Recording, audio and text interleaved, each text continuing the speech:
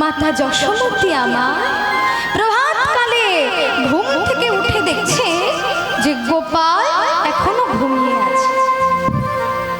তো মা মনে মনে চিন্তা করছে, যা গোপাল ঘুমিয়ে আছে, যাক আমার ভাগ্যটা ভালো, গোপাল ঘুমিয়ে আছে। তা গোপাল যখন ঘুমিয়ে আছে এই অবসরে আমি আমার দধি মন্থনটা সেরে ফেলি, নইলে গোপাল এত দুষ্টু যে ঘুম ভাঙলে আমার দধি মন্থন করতে দেবে না। গোপাল যখন ঘুমিয়ে আছে এই অবসরে আমি দধি মন্থনটা সেরে ফেলি। এই বলে মা আমার দধি মন্থন করবে বলে বাসি বাসন পরিত্যাগ করে শুভ্র বসন ধারণ করে মন্থন দণ্ড হাতে নিয়ে দধি মন্থন। আর দাপর যুগে সেই তারক ব্রহ্ম নাম মুখে বলছে, কেমন ভাবে না, হরে মুরারে মধু কইটা ভরে গোপাল গোবিন্দ মুকুন্দ সরে হরে মুরারে মধু কইটা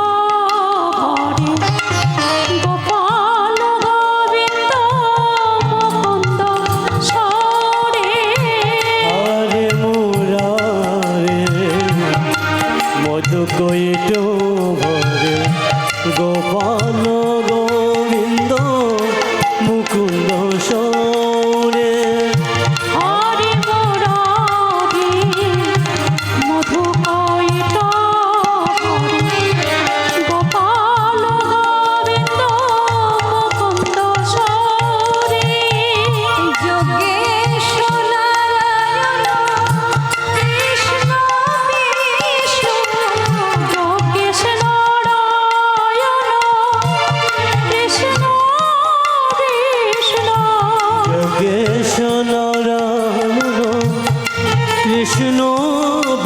যোগেশ নারায়ণ কৃষ্ণ বিষ্ণু যোগেশ নারায়ণ কৃষ্ণ বিষ্ণু যোগেশ নারায়ণ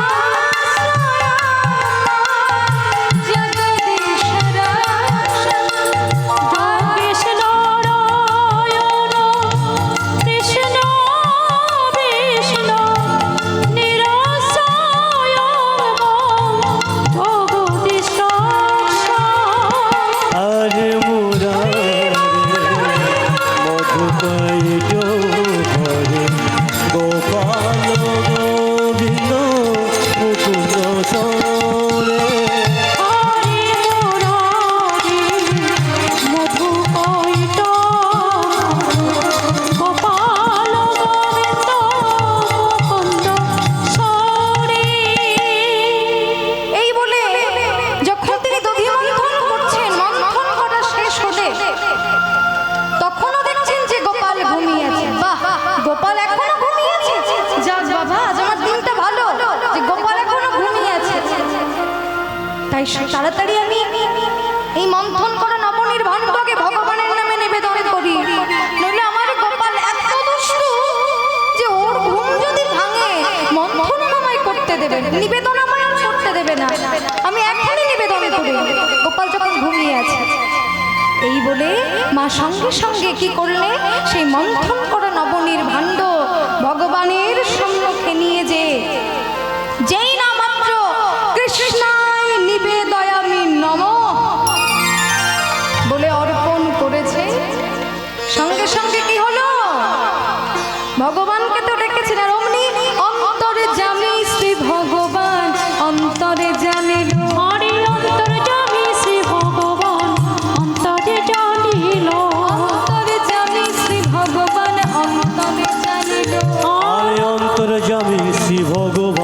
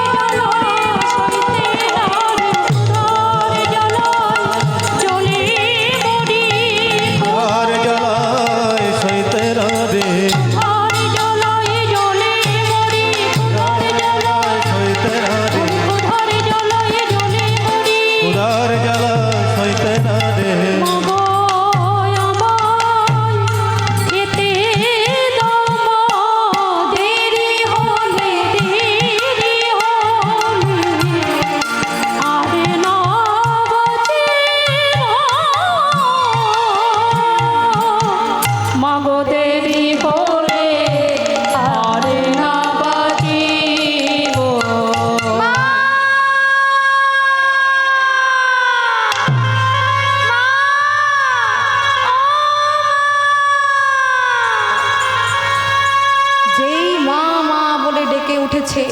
সঙ্গে সঙ্গে মাতা যশোমতী আমার ছুটে এলেন।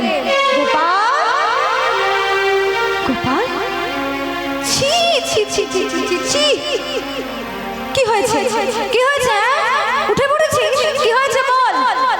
মা, আমার ক্ষুধা পেয়েছে মা, আমায় খেতে দাও, আমি নবনী খাবো। গোপাল, আচ্ছা গোপাল, তুই বল, তোকে এত আমি খেতে দিই, তোর ক্ষুধা প্রশমিত হয় না? ছি ছি ছি গোপাল, ছি। এত তোকে আমি খেতে দিই, আমি যেই না মাত্র পূজায় বসেছি, এখনো ভগবানের নামে নিবেদন করতে পারিনি, ওদিকে তুই উঠে পড়েছিস, আর উঠে পড়ে আমাকে বলছিস খেতে দাও। তোকে আমি এত খেতে দিই, তবু কি তোর ক্ষুধা প্রশমিত হয় না গোপাল? আর তুই কত খাবি বল, আর কত তুই খাবি? আমার ঘরে আছে 9 লক্ষ গোপাল, 9 লক্ষ গরুর পাল ছিল, তাই বলছে 9 লক্ষ গোপাল। আমার ঘরে আছে 9 লক্ষ গোপাল, আর তুই আমার একটা মাত্র গোপাল, আমার প্রাণের গোপাল, আমার সোনার গোপাল। তোকে আমি এত খেতে দিই, তবু তোর ক্ষুধা প্রশমিত হয় না? মায়ের কত খাবি এই কথা শুনে গোপালের বড় রাগ হলো।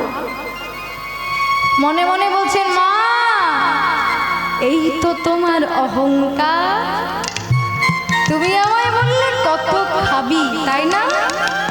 তোমার এই যে অহংকার, আজ আমি দেখব তুমি আমায় কত দিতে পারো।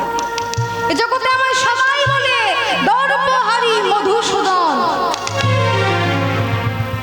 তা আমি তোমার দর্প, আমার নিজের মায়ের দর্প যদি আমি আর চূর্ণ না করতে পেরেছি, তাহলে আমায় দর্পহারী মধুসূদন বলে আর কেউ ডাকবে।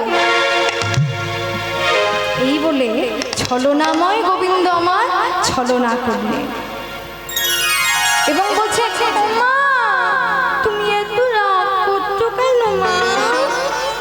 আমি বলছি তো, আমি আর দুষ্টুমি করবো না। তুমি অমন করো না মা, রাগ করো না। তুমি তো জানো আমি নবনী খেতে কত ভালোবাসি, তুমি তাও কেন অমন করছো মা? আচ্ছা গোপাল, গোপাল,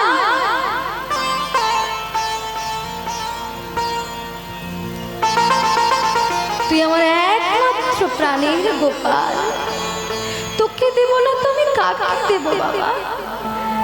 তুই তো আমার গোপাল, অবশ্যই তোকে আমি দেব। আমার এই 9 লক্ষ গোপালের নবনী তুই ছাড়া আর কে খাবে বাবা? তুই তো আছিস, ক্ষীর সর নবনী তো আমি তোর জন্যই রাখি। কিন্তু বাবা, আমি যে নিবেদন করছিলাম তখনই তুই আমাকে ডাকলি, তাই তো আমি একটু রেগে গিয়েছিলাম, রেগে গিয়ে তোকে বকেছি।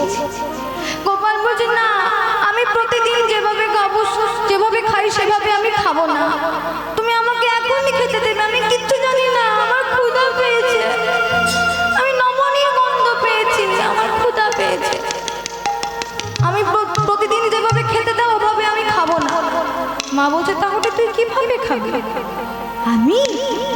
আমি যেভাবে খেতে চাইবো তুমি আমায় খেতে দেবে? নিশ্চয়ই, তুই বল কিভাবে তুই খেতে চাস? আমাকে না, আমাকে এই করঞ্জলি পূর্ণ করে নবনী দিতে হবে। কি করঞ্জলি পূর্ণ করে? হেই গোপাল, তোর ওই যে ছোট্ট ছোট্ট কর, তুই যে বলছিস করঞ্জলি পূর্ণ করে নবনী দিতে হবে, প্রতিদিন তোর ওই 9 লক্ষ গোপালের নবনীতেই তোর হয় না। এত নবনী খেতে ভালোবাসিস তুই, আর তুই বলছিস আমায় করঞ্জলি পুড়িয়ে নবনী দিতে হবে? তাই যদি হয় তাহলে তোমার 1 ঘন্টা নবনীও লাগবে না, তোর ওই ছোট্ট করপুরা। গোপাল ছোট্ট ছিল তো, ছোট্ট ছোট্ট হাত। গোপাল বলছে, না, আমি তাই খাবো, তুমি আমায় তাই দাও, আমায় তাই দিতে হবে, আমি তাই খাবো। জেদ করে না বাচ্চারা। মা তখন বলছে, ঠিক আছে ঠিক আছে, তাই হবে, আমি তোকে করঞ্জলি পূর্ণ করেই নবনী দেবো, তুই চুপ করে বস, এখানে আমি আসছি। তখন মা নবনী এনে ভান্ন ভান্ন নবনী দিচ্ছেন ওই করের মধ্যে, ভান্ন ভান্ন নবনী দিচ্ছেন। কি আশ্চর্য, সে কর পূর্ণ হচ্ছে। মা এত নবনী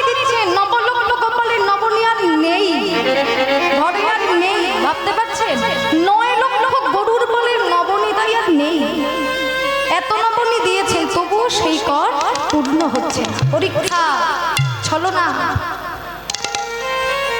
এরপর মা কি করবেন, নিজের ঘরে আর নাই, রাজরানীর ঘরে আর নবনী নাই। তাই তখন ব্রজমায়েদের কাছ থেকে নবনী একটু ধার করে এনে গোপালকে দিলেন, তাতেও কর পূর্ণ হলো না। তা পূর্ণ যখন হলো না, মা আর কি করবেন, কোথায় পাবেন আর নবনী? লজ্জায় যেই মাথা অবনত করেছে, আহা, অমনি সেই মাথায় ছিল কনক চাপা ফুল, খসে পড়ল গোপালের চরণে।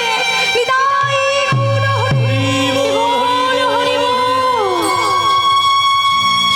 যে মায়ের মাথার ফুল, সেই কনক চাপা ফুল খসে গোপালের চরণে পড়ল। গোপাল দেখেছে না, আমার মায়ের অহংকার দূরে গেছে। তাই বলছে, ও মা, মা তুমি কাঁদছো কেন মা?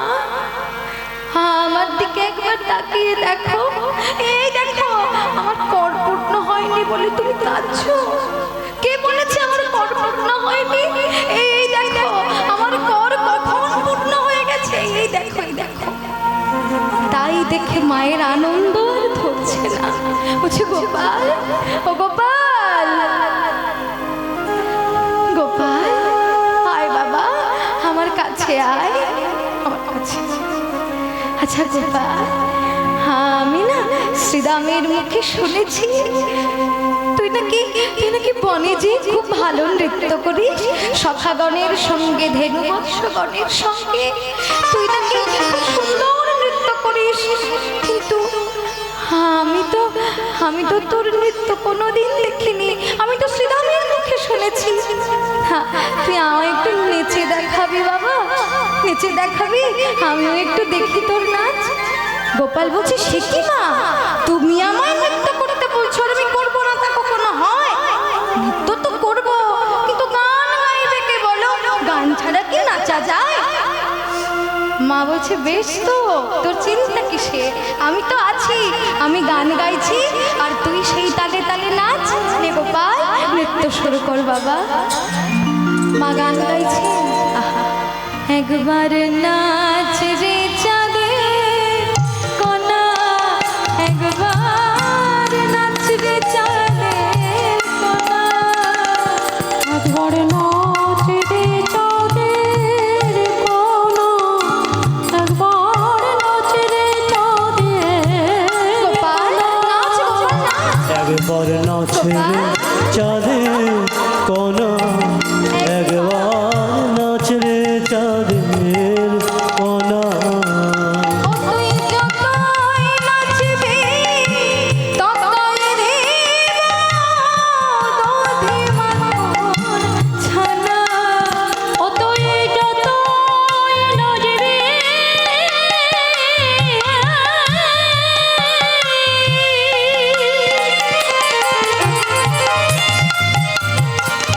গোপাল রে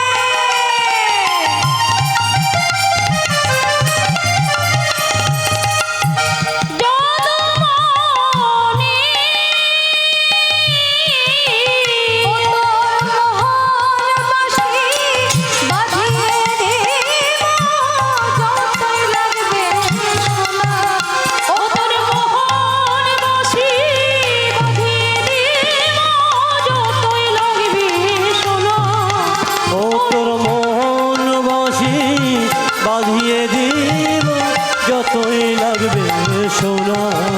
ও বন গোপাল তোর মোহন বসে, ও বন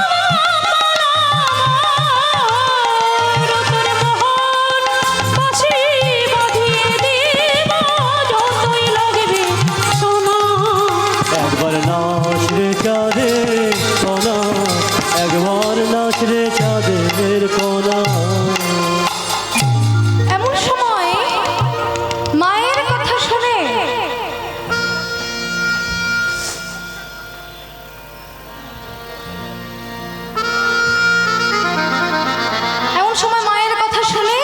প্রাণ গোপাল নৃত্য শুরু করলেন এমন ভাবে,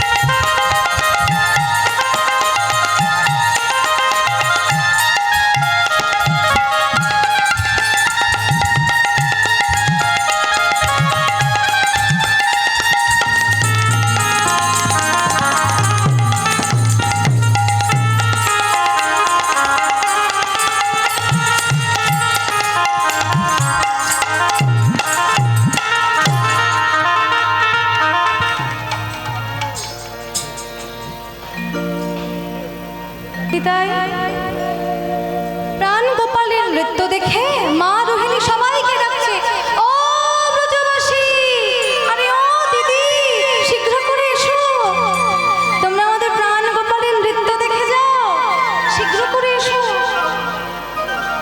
এমন সময় নৃত্য করতে করতে অত্যন্ত পরিশ্রান্ত গোপালকে কোলে নিয়ে মা আমার মুখে ক্ষীর স্বর নবনী তুলে দিচ্ছেন। আর গোপাল তখন মায়ের কোলে বসে বসে পা দুলিয়ে দুলিয়ে নবনী সেবা করছে। আর কি করছি না, বসিয়া মায়ের কোলে ননি খেতে খেতে দোলে, বসিয়া মায়ের কোলে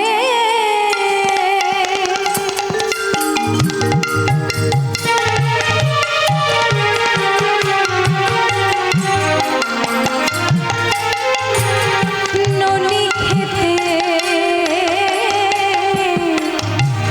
খেতে দোলে,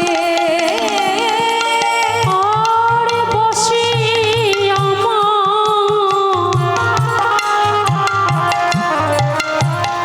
মায়ের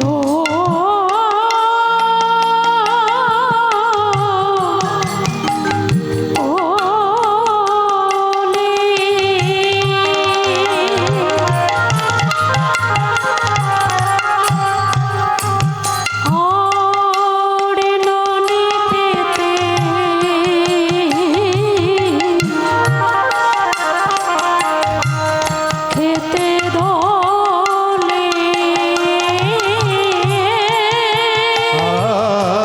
আর বসে আমার কোলে, আরে ননি খেতে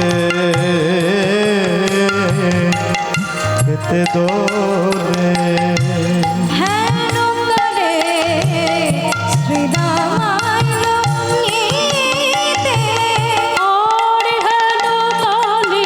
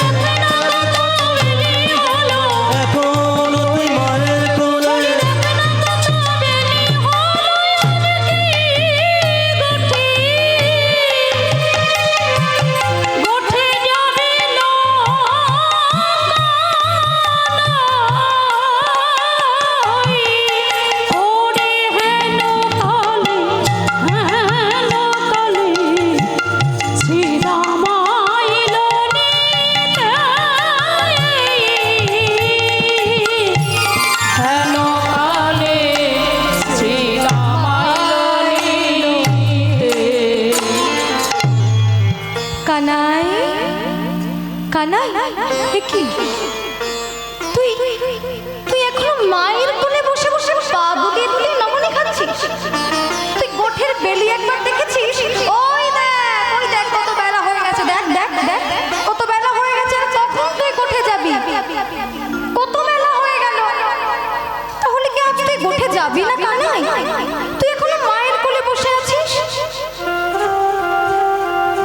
কানাই, কি রে চুপ করে আছিস কেন বল? আচ্ছা তোকে একটা কথা বলি, নীতি নীতি সাধব তবে গোঠে যাওয়াবি? নীতি নীতি তোকে কে আসবে নিতে? তোকে নীতি নীতি সাধবার কে আছে? হ্যাঁ, আমরাও রাখাল, তুইও রাখাল। শোন শোন, তোকে নীতি নীতি আমরা সাধ্যে আসতে পারবো না, এভাবে সাধা আমাদের পক্ষে সম্ভব নয়। তুই যাবি কি না যাবি না আমাদেরকে বলে দে, আমরা এখনই চলে যাব। যদি একান্তই তুই না যাস তাহলে বড় দাদার আদেশ, যদি না যাবি রে নন্দলাল, ভিন্ন করি নেরে পাল। কে চড়াবে তোর ওই চোরা ধেনু? তোর চোরা ধেনু কে চড়াবে? পরের খন্ড খেলে তো লোকে মন্দ বলবে, তার জন্য তো আমাদের মার খেতে হবে। তোর ওই চোরা ধেনুর জন্য কে মার খাবে শুনি? তাই তুই যাবি না যাবি না আমাদের সোজাসুজি বলে দে, এক বললেই আমরা চলে যাব। দেখ আমাদেরও কিন্তু অনেক দেরি হয়ে যাচ্ছে, তুই একবার বল, তাহলে আমরা এখনই চলে যাব। ভক্তবৎসল গোবিন্দ আমার শ্রীদামের কথা এত সময় কোনো উত্তর করে, কিন্তু এবার বলতে বাধ্য হলেন, শ্রীদাম তুই তো অনেকক্ষণ ধরে অনেক কথা বললি, কিন্তু আমি যে সেই থেকে কেন বসে আছি, কেন যাচ্ছি না, কারণটা কি জানিস? কারণ আমি তখন থেকে শুধু একটা কথাই ভাবছি যে আমার মাকে না বলে আমি কি করে গোঠে যাব। আমার মাকে আমি যদি না বলে গোঠে যাই তাহলে আমার মাঝে প্রাণে বাঁচবে না। আমার মা আমাকে এক মুহূর্ত না দেখে থাকতে পারে না। আর সেই মাকে না বলে আমি কি করে যাব? আমার মাঝে সংকটে পড়বে, ভাবতে ভাবতে আমার কথা ভাবতে ভাবতে আমার মাঝে সংকটে পড়বে। আমি কেমন করে মাকে না বলে গোঠে যাব বল? শ্রীদাম তখন বলছে, থাক অনেক হয়েছে কানাই, অনেক হয়েছে, এবার অন্তত চুপ কর। তোর মা যে তোকে কত ভালোবাসে সে তো আমরা জানি, আমাদের থেকে ভালো আর কেউ জানে না। শোন কানাই, তোর মা তোকে কেমন ভালোবাসে জানিস? আমরা সব জানি, জানি রে তোর মায়ের প্রেম কত ভালোবাসে, জানি রে তোর মায়ের প্রেম কত ভালোবাসে, জানি রে তোর মায়ের প্রেম কত ভালোবাসে, জানি রে তোর মায়ের প্রেম কত ভালোবাসে। অলপনা বনের তরে বেঁধেছিল গাছ, অলপনা বনের তরে বেঁধেছিল গাছ, অলপনা বনের তরে বেঁধেছিল গাছ। এমন কজনার আছে, কজনার আছে, কজনার কজনার আছে, গাছে বাঁধা মা কজনার, এমন গাছে বাঁধা মা কজনার আছে। ছিল জমল অর্জুন গাছে কজনার, বেঁধেছিল জমল অর্জুন গাছে, সব কথা মনে আছে, বেঁধেছিল সব কথা মনে আছে, বেঁধেছিল গাছে, সব কথা মনে আছে, বেঁধেছিল বলি সব কথা মনে মা আছে। বেঁধেছিল গাছে কজনার আছে, মা কজনার আছে। কানাই তোর মা তোকে কত ভালোবাসে, কত তোকে প্রেম করে সেটা আমরা খুব ভালো করেই জানি। জানি রে তোর মায়ের প্রেম কত ভালোবাসে, তাই তো অল্প একটু নবনের জন্য তোকে গাছে বেঁধেছিল। এমন কজনার আছে, এই গাছে বাঁধা মা কজনার আছে, বেঁধেছিল যেমন অর্জুন গাছে। আমাদের সব কথা কিন্তু মনে আছে। গোবিন্দ বললেন, শ্রীরাম খবরদার আমার মায়ের নামে কিচ্ছু বলবি না। তুই আমায় যত খুশি বল, যা বলবার গাল মন্দ যা করবি আমায় কর। বলিস না, কারণ আমার মা যে 14 ভুবনের গুরু, আমার জননী মা, শুধু আমার মা বলে নয়, মা হচ্ছে 14 ভুবনের গুরু। অতএব গুরুর নিন্দা করা বা গুরুর নিন্দা কানে শ্রবণ করা ত্রিশূল সম বাজে। তাই দয়া করে আমার সামনে আমার মায়ের নিন্দা তুই করিস না। সে তো আমার মা, সে আমায় কি শুধু শুধু বাঁধবে? আমি তার সন্তান না। মা শুধু শুধু আমায় যমন অর্জুন গাছে বাঁধেনি, এর পেছনেও অনেক কারণ আছে। পূর্বজন্মে মাতা যশোমতী ছিলেন ধরা দেবী, আর পিতা নন্দ ছিলেন দ্রোণ বসু। তারা ভক্তকে তাদেরকে পরীক্ষা করবার জন্য আমি এসেছিলাম দেবর্ষি নারদকে সঙ্গে নিয়ে ভক্তকে পরীক্ষার জন্য। কি পরীক্ষা করেছিলাম জানিস? তারা তো দিন দরিদ্র, তারা যে দিন দরিদ্র। দেখুন বাবা, এর পেছনে অনেক কারণ আছে, কিন্তু আমি সংক্ষেপে বলছি যেহেতু আমার সময়টা তো কম। অনেক কারণ আছে এর পেছনে। তাই যে ধরা দেবী আর দ্রোণ বসু দুজনে ভগবানের খুব প্রিয় ভক্ত ছিল। তারা ছিল অতি দিন দরিদ্র, কাঙা, ভিক্ষা ছাড়া তারা গোবিন্দ সেবা দিতে পারতেন না। ভিক্ষার পরে যেটুকু ভিক্ষায় পেতেন সেটুকু ভগবানের নামে নিবেদন করে সেবাবতী নিজেরা পেতেন সেই প্রসাদ। দেখুন, ভগবান নিজেই বলেছেন, যে করে আমার আশ তারে করে আমি মহা সর্বনাশ, তথাপি যদি না ছাড়ে পাশ তবেই হবে মোর দাসানুদাস। যে যত বড় ভক্ত হবে, যে যত ভগবানকে ভালোবাসবে, দেখবেন তার তত বেশি দুঃখ। ভগবান কেন দুঃখ দেন? আপনারা যে মনে করেন যে এত ভগবানকে ডাকি তবুও ভগবান আমাদের এত দুঃখ কেন দেন? কারণ ভগবান ভক্তকে যে ভালোবাসে, দুঃখ দিয়ে যে ভক্তকে ভগবান বেশি ভালোবাসে তাকে তত বেশি দুঃখ দিয়ে পরীক্ষা করে যে আমার ভক্ত আমায় ভুলে যায় কিনা। এটাই হচ্ছে পরীক্ষা। তাই জীবনে যতই দুঃখ আসুক ভগবানের নাম কখনো ভুলবেন না। মনে রাখবেন, যে করে আমার আশ তারে করি মহা সর্বনাশ, তথাপি না ছাড়ে বাস তবেই হবে মোর দাসানুদাস। দুঃখ সহ্য করতে পারলেই ভগবানের দাস হতে পারবে। সর্বদাই ভগবানের নামে থাকতে হবে। জয় নিতাই, জয় গৌর। তেমন সময় ভগবান আর দেবর্ষি নারদ দুজনে মিলে ধরা দেবী আর দ্রোণ বসুকে পরীক্ষা করবার জন্য গোলক থেকে মর্তে নেমে এলেন। নেমে এসে কি করছেন?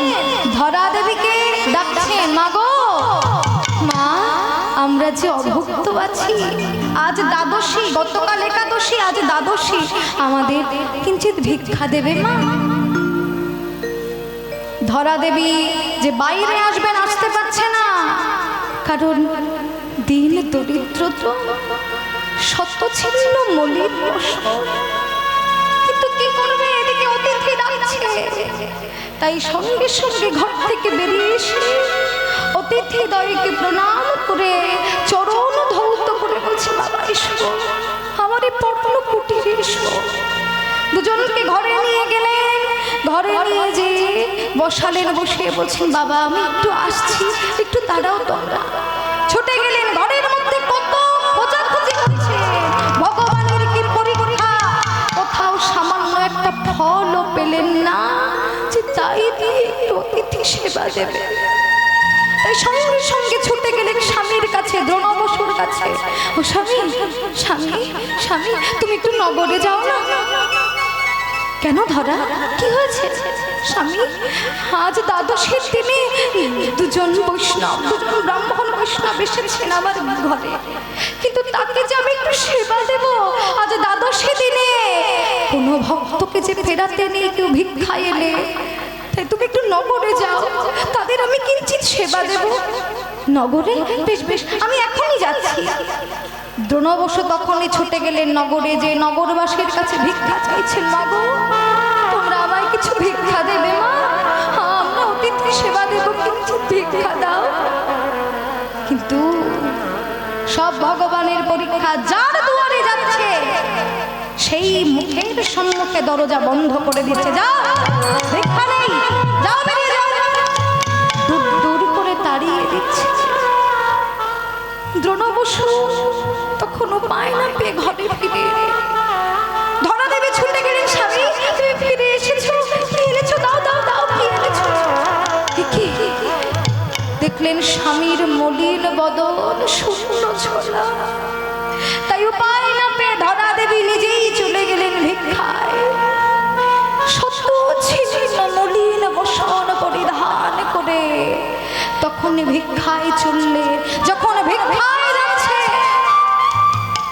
ওদিকে ভগবান নারায়ণ নগরবাসীর অন্তরে প্রবিষ্ট হয়ে বলছেন, সাবধান, ধরা যাচ্ছে, তোমরা যেন কেউ ভিক্ষা দেবে না।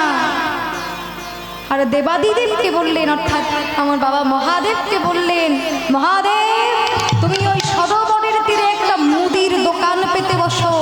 ধরা যখন আসবে ওকে তুমি ভিক্ষা দেবে, কিন্তু একটা স্তন বন্ধক রাখতে বলবে। যদি স্তন বন্ধক রাখতে পারে তবেই তুমি ভিক্ষা দেবে, নইলে ওকে তুমি কোনো ভিক্ষা দেবে না। এটাই আমার পরীক্ষা, দেখি কেমন করে স্তন বন্ধক দেয়। তখন ধরা দেবী যার দুয়ারে যাচ্ছে, মাগো হ্যাঁ আমায় অতিথি সেবার লাগে, কি ভিক্ষা দেবে মা? হ্যাঁ আমি অনেক দূর থেকে আসছি, আমায় কি ভিক্ষা দেবে? আমার গৃহে দুজন অতিথি এসেছে, আজ দ্বাদশের দিনে আমি তাদের একটু সেবা দেব। মা গো, আমার ঘরে যে কিছু নাই, আমায় কিঞ্চিৎ ভিক্ষা দাও না মা, কিঞ্চিৎ ভিক্ষা দাও। যার দুয়ারে যাচ্ছে একইভাবে সবাই দরজা বন্ধ করে দিচ্ছে। দূর দূর করে তাড়িয়ে দিলেন ধরাকে। ভিক্ষা দাও হে, ও হে নগরবাসী।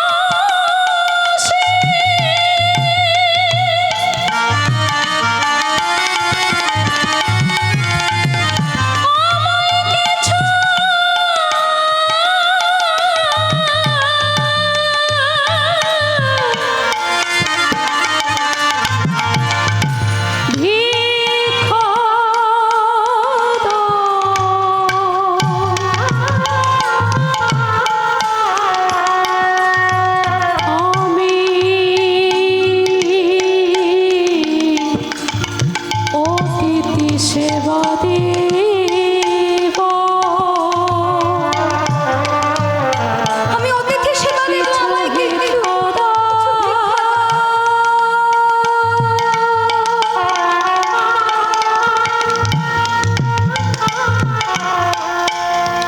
আমায় কিঞ্চিৎ ভিক্ষা দেবে মা।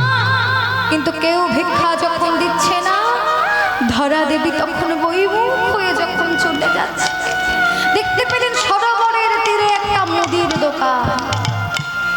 ওই মুদির কাছে মুদিকে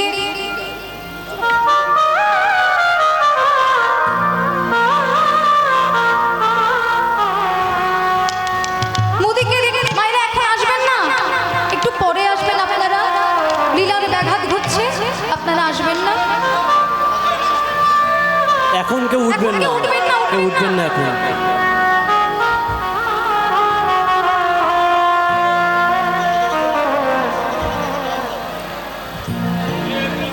জয়নিতাই আপনারা পরে দেবেন, কেউ উঠবেন না, এখন উঠবেন না।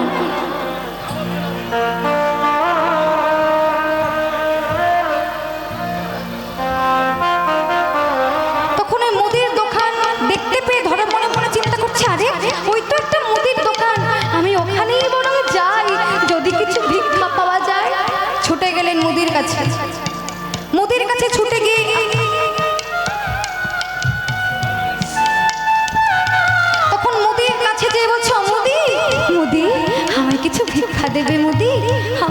ভিক্ষা দেবে? তখন বাবা মহাদেব তিনি তো মুদির ধরে বসে আছেন, তিনি তখন বলছেন, মাগো ভিক্ষা যে দেব, আমি তো মুখের কথায় কাউকে ভিক্ষা দিই না, বস্তুর বিনিময়ে তো কিছু না কিছু চাই। কি চাও বলো, তুমি কি চাও? কারণ আমার তো দেওয়ার মতো কোনো সম্বল নাই। আমি তোমায় কি আমি তোমায় কি দেব বলো? আমার তো দেওয়ার মতো কোনো সম্বল নাই। আছে মা, আছে, দেওয়ার মতো সম্বল তোমার আছে। কি আছে বলো? যদি আমার থাকে তাহলে আমি এখনই তোমায় দেব। তুমি আমায় বলো কি সম্বল আছে। তখন মুদি বললেন, তোমায় আমি ভিক্ষা দিতে পারি, তুমি যা চাইবে, কিন্তু তার আগে তোমার দেহের ওই বাম স্তনে কেটে যদি আমার কাছে তুমি বাধা দিতে পারো, বন্ধক রাখতে পারো, তবেই তুমি যে ভিক্ষা চাইবে আমি তোমায় তাই দেব। তুমি যা চাইবে তাই দেব। ধরা দেবী তখন চমকে উঠলেন শুনে, তুমি কি বলছো মুদি? তুমি কি বলছো? আবার মনে মনে চিন্তা করছে, না এই দেহ কত শিয়াল শকুনে তো ছিঁড়ে খাবে, তাই এদিকে এক টুকরো মাংস, এদিকে এক টুকরো মাংস যদি আমার অতিথি সেবায় লাগে, এ তো আমার পরম সৌভাগ্য। তাই বলছি, দাও মুদি, একটা ছুরিকা তুমি আমায় দাও। মুদি তখন ছুরিকা দিলে, আর ধরা দেবী তখন ছুরিকা চেয়ে বাম স্তন কেটে মুদির হাতে যেই দিতে যাবে, মুদি তখন যে হাত পেতেছে, ধরা বললেন, দাঁড়াও, স্তন গ্রহণ করবার পূর্বে আগে বলো, এই যে স্তন তুমি গ্রহণ করছো, এই স্তনের অধিকার কার? মুদি বলছে, মাগো স্তনের অধিকার শুধুমাত্র সন্তানের। হ্যাঁ মুদি, তুমি ঠিক বলেছ, স্তনের অধিকার শুধুমাত্র সন্তানের। তাই এই স্তন আমি তোমার হাতে তুলে দেব, যদি তুমি আমার মা বলে ডাকতে পারো। কারণ এই জীবনে তো মা বলে ডাকবার মতো আমার কেউ নেই।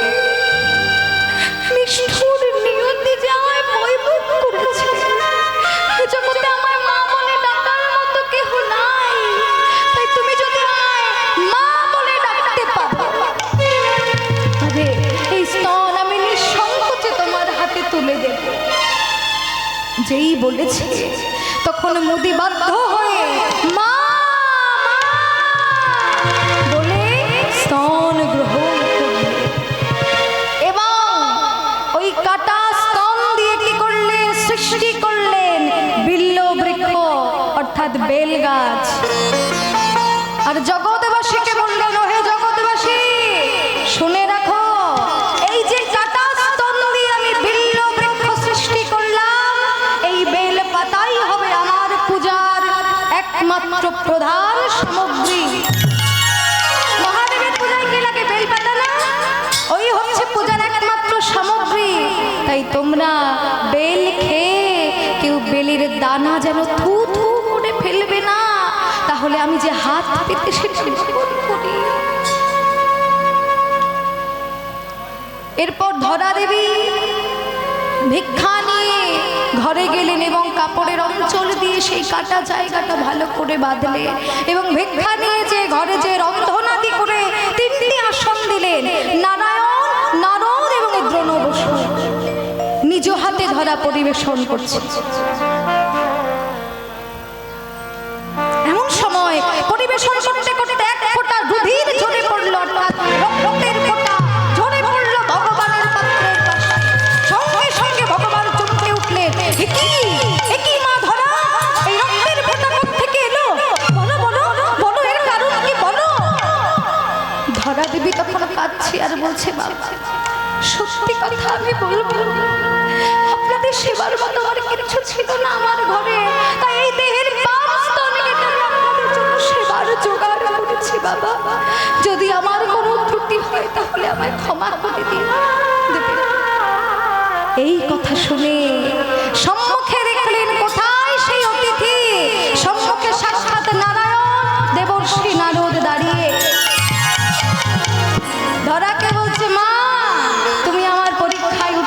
হয়েছে মা, তাই বর চাও আমার কাছে। কি বর নেবে তুমি বলো, আমি তোমায় বর দান করব। ধরা বললেন বর দেবে? বর যদি দেবে প্রভু তাহলে আমায় এই বর দাও, পরজন্মে যেন আমায় কাঙালিনী করো না, যেন আমি প্রাণ ভরে তোমার সেবা দিতে পারি। তুমি এমন একটা কিছু করো যাতে আমার কোনো অভাব না থাকে, তোমার সেবায় কোনো ত্রুটি না হয়, তোমার সেবা দিতে যেন কোনো অভাব না থাকে আমার। বলছে বেশ তাই হবে। আর কিছু চাইবে তাহলে বলো? হ্যাঁ, আরও একটি জিনিস চাইবার আছে। এ জীবনে তো আমায় মা বলে ডাকার মতো কেউ নেই, তাই পরজন্মে তুমি আমার ছেলে হয়ে এসো। বলছে শোনো মা, পরজন্মে তুমি যে কথাটা বললে পরজন্মে আমি তোমার ছেলে হয়ে আসবো, ঠিকই আসবো, কিন্তু তুমি জন্ম নেব দেবকিনীর গর্ভে। কিন্তু তাকে আমি মা বলবো না, আমি তোমায় মা বলবো। কেন জানো? কারণ তুমি এই যে স্তন বন্ধক দিয়ে এত কষ্ট করে আমার সেবার জোগাড় করেছো, তোমার ছেলে হয়ে এসে আমি তোমায় মা বলে ডাকবো, আর তোমার স্তন আমি পান করবো। রাধে রাধে। রাধে রাধে। এই তো বলছি শ্রীরাম, মা তো এবার আমায় বাঁধেনি, পূরবের বাৎসল্য প্রেমে আমাকে বেঁধেছিল। তাই তুই মায়ের কাছে যা, মা যদি অনুমতি দেয় তাহলে আমি যেতে পারবো। তখন শ্রীরাম মায়ের কাছে যাচ্ছে। মা, ও মা, মা গো, কি হলো? তুমি এখনো কানাইকে সাজিয়ে দাওনি? বলছে দেখ শ্রীরাম, আমার কানাই, আমার গোপাল আজ গোঠে যাবে না, তোরা গোঠে চলে যা। বলছে কেন মা, তুমি তো কোনোদিন এমন কথা বলো না, কিন্তু আজ হঠাৎ কেন এই কথা বললে? বলছে বললাম তার কারণ আমার গোপাল খেলায় হেরে যায়, ওকে কাঁধে করে আমি বইতে পারি না, তাই তো বলাই পাছার করছে, পিঠে সিংহার বাড়ি মেরেছে। ও এই ব্যাপার। তা মাগো, তুমি যদি তোমার গোপালকে গোঠে যেতে না দাও তাহলে নবলক্ষ ধেনুর উপায় কি হবে? তারা তো না খেয়ে থাকবে মা। বলছে শোন শ্রীদাম, তার জন্য আমি চিন্তা করি না, প্রয়োজনে ওই ধেনু বংশ আমি সব বিক্রি করে দেব, তবুও আমার গোপালকে আমি গোঠে যেতে দেব না। বলছে তাই তুমি বিক্রি করবে? আচ্ছা আচ্ছা বিক্রি করো, তবে এই বৃন্দাবনে কাহারা তো সামর্থ্য আছে যে তোমার ওই নবলক্ষ গোপাল কিনবে? বলছে শোন, কারো যদি সামর্থ্য না থাকে তাহলে আমি ব্রাহ্মণগণে ডেকে এনে ওই গাভীগণ বিলায় দেব, দান করে দেব, তবুও গোপালকে আমি গোঠে যেতে দেব। আচ্ছা আচ্ছা তাও মানলাম যে তুমি গোপালকে গোঠে যেতে দেবে না, ব্রাহ্মণগণে ডেকে এনে গাভী দান করে দেবে। তোমার গোপাল তো দিনে 10 বার নবনী খায়, সব যদি দান করবে তোমার গোপাল কি খাবে? বলছে আমি তার জন্যও চিন্তা করি না, কারণ এটা হচ্ছে গোয়ালপাড়া, বৃন্দাবনে বহু গোয়ালার বাস। নিজের ঘরে না থাকলেও আমি ভিক্ষা মেঙে মেঙে খাওয়াবো আমার গোপালকে, আমার গোপালকে বুকে নিয়ে আমি ভিক্ষা মেঙে খাওয়াবো। শ্রীরাম তখন হাসছে আর বলছে মা গো, হাসালে তুমি, হাসালে আমার। কেন কেন? কারণ তুমি যে বলছো গোপালকে কোলে নিয়ে তুমি ভিক্ষা করতে, তুমি একে রাজরানী, জগতে রাজরানী দেখলে সবাই চেনে আর ভিখারিকেও সবাই চেনে, তুমি হচ্ছে রাজরানী, তাহার উপরে বলছো তুমি ভিক্ষা করবে কাকে কোলে নিয়ে? গোপাল যে কিনা 7 রাজার দল এক মানি, তাকে কোলে নিয়ে তুমি ভিক্ষা করবে? এই দেখে ভিক্ষা দেওয়া তো দূরের কথা, কেউ তোমায় তো ভিক্ষা দেবে না, উল্টে সবাই তোমার গোপাল ভিক্ষা চেয়ে নেবে। দাও দাও গোপাল দাও, তোমার গোপাল ভিক্ষা চেয়ে নেবে, তোমার গোপালকেই চেয়ে নেবে। তো যাও যাও তাড়াতাড়ি গোপালকে সাজিয়ে দাও, আর সময় নেই।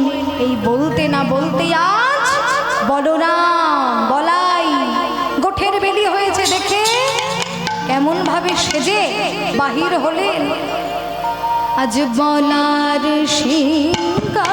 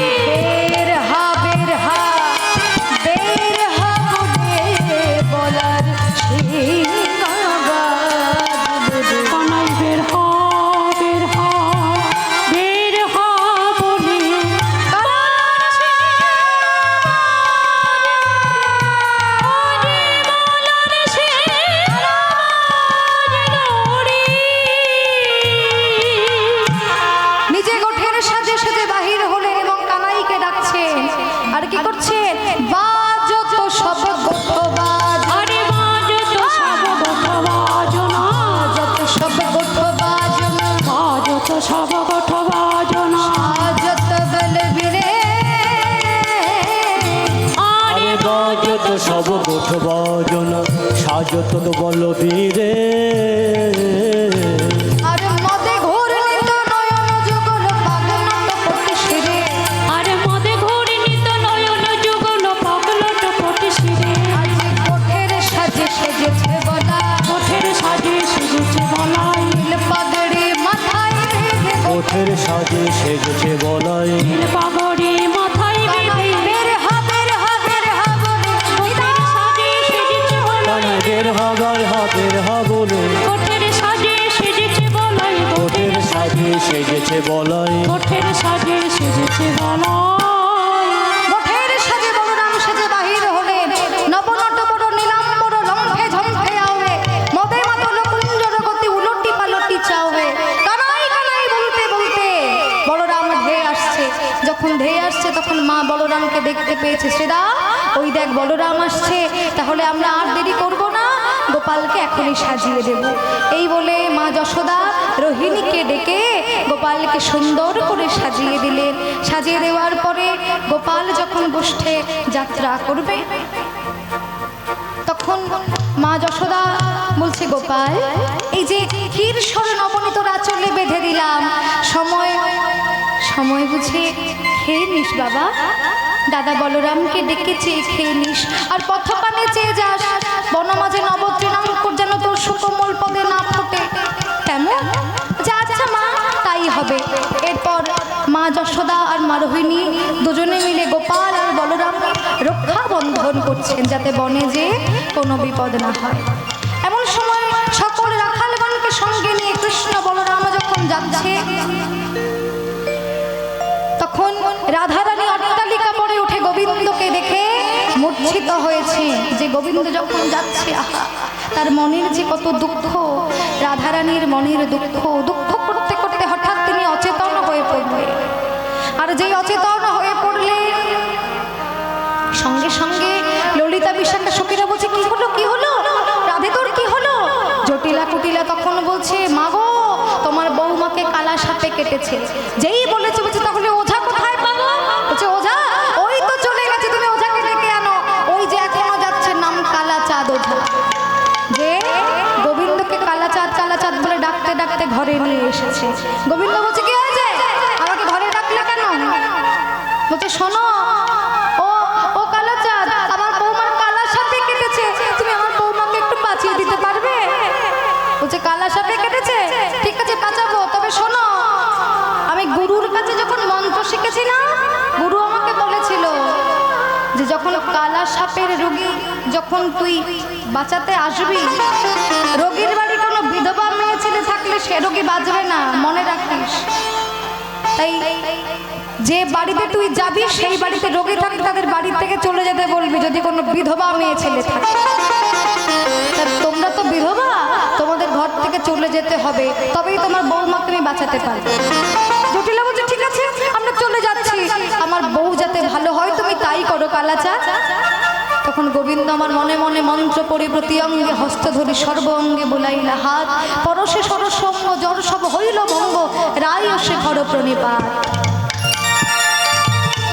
তখন যেই গোবিন্দের সম্মুখে রাধারানী যেই জেগে উঠলেন রাধারানী তখন দেখতে পেলেন যে আমার সম্মুখে গোবিন্দ দাঁড়িয়ে সঙ্গে সঙ্গে বলছে বধূ তুমি আমার কাছে এসেছো তুমি এসেছো আমার কাছে হ্যাঁ রাধে আমি এসেছি কিন্তু এখন আমি বেশি সময় তোমার সাথে কথা বলতে পারবো না রাসে আবার তোমার সঙ্গে আমার দেখা হবে মিলন হবে সাক্ষাৎ হবে এখন আমি আসি এই বলে শ্যামনগর চলে গেলেন কোথায় না গোঠে চলে গেলেন এত